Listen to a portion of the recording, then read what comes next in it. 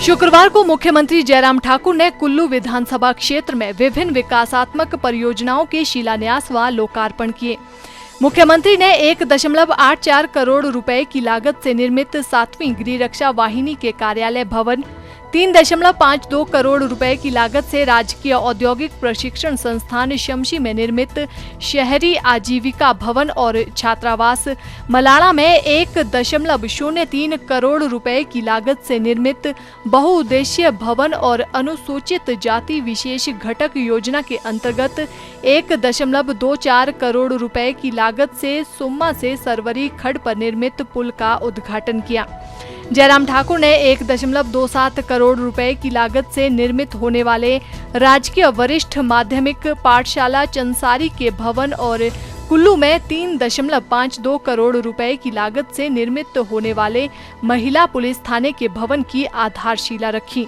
ITI Shamshi में लोगों को संबोधित करते हुए मुख्यमंत्री ने कहा कि कोविड-19 महामारी ने सभी को सामाजिक दूरी के नियमों का सख्ती से पालन करने, फेस कवर और फेस मास्क का उपयोग करने के लिए मजबूर कर दिया है। उन्होंने कहा कि कई दिनों से लॉकडाउन के बावजूद प्रदेश में कोई भी व्यक्ति भूखे पेट नहीं सोया है। उन्होंने कहा कि सभी ने PM केयर्स और CM कोविड फंड के लिए उदारता पूर्वक अंशदान किया है। मुख्यमंत्री जयराम ठाकुर ने कहा कि प्रधानमंत्री नरेंद्र मोदी के रूप में देश को एक सशक्त नेता मिला है, जिनके समय पर उठाए गए कदमों से कोरोना को फैलने से रोकने में सहायता मिली है और देश के लोग उनके द्वारा दिए गए दिशा निर्देशों का सख्ती से पालन कर रहे हैं। जयराम ठाकुर ने कहा कि कोरोना महामारी के कारण प्रदेश को 30,000 करोड़ रुपए का नुकसान हुआ है।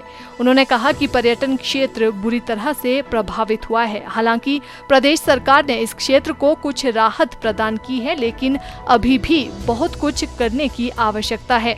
मुख्यमंत्री ने कोरोना योद्धाओं जैसे चिकित्सकों, पैरामेडिकल कर्मचारी, पुलिस और सफाई कर्मचारियों की इस कठिन समय में मूल्यवान सेवाओं और प्रयासों की सराहना की।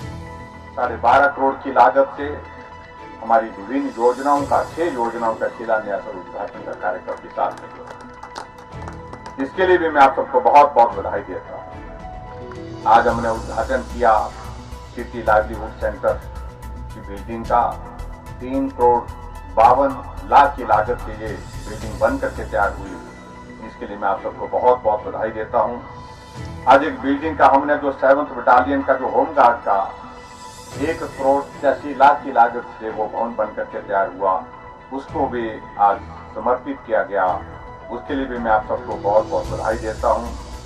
इसी प्रकार से हमारा मलाना में जो हमारा मल्टीपर्पज बिल्डिंग, इसकी भी इनॉग्रेशन, इसका भी शुभारंभ हुआ, उद्घाटन हुआ 1 करोड़ 3 लाख की लागत से।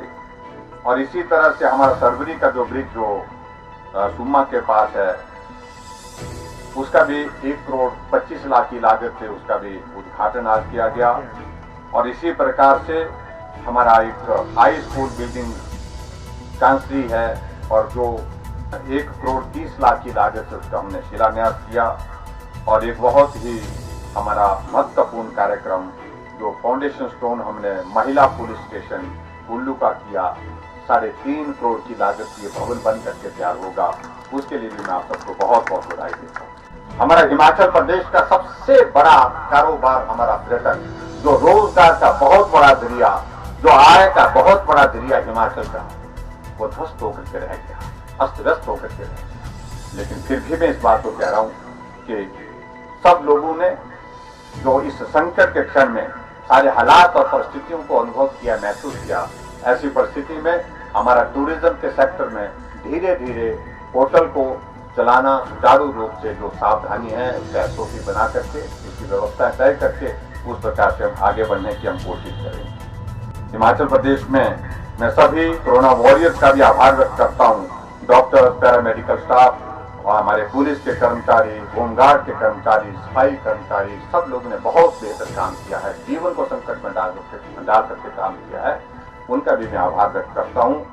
शिक्षा मंत्री गोविंद सिंह ठाकुर ने कहा कि लंबे संघर्ष और श्यामा प्रसाद मुखर्जी के बलिदान से आज अधिनियम 370 इतिहास बना है।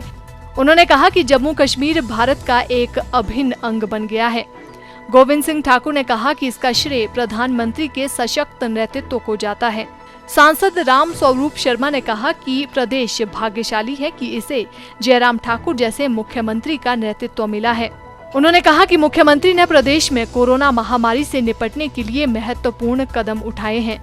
कुल्लू के विधायक सुंदर सिंह ठाकुर ने मुख्यमंत्री से क्षेत्र के लिए सिंचाई और पेयजल आपूर्ति योजनाएं घोषित करने का आग्रह किया।